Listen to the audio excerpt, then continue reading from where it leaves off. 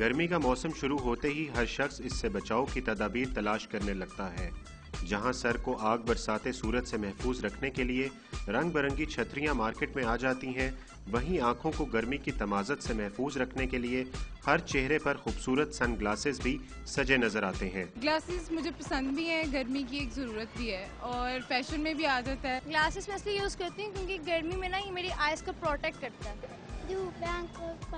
है। काफ़ी सारे फ़ायदे। मेन तो ये है कि it protects us from warmth. हमें जो सनलाइट है, इतनी गर्मी पड़ी है, मई जून में लू पड़ती है, तो उससे हम लोग प्रोटेक्ट हो जाते हैं। सेकेंडली फैशन का एक पार्ट है। हर साल मौसम गर्मा में नामवर ब्रांड्स के चश्मों की कॉपियां हर बाजार और सड़क पर 50 से 200-300 रुपए में बासानी मिल जाते हैं। कैमरा टीम के साथ उमर फारूक, डॉन न्यूज़, लाहौर।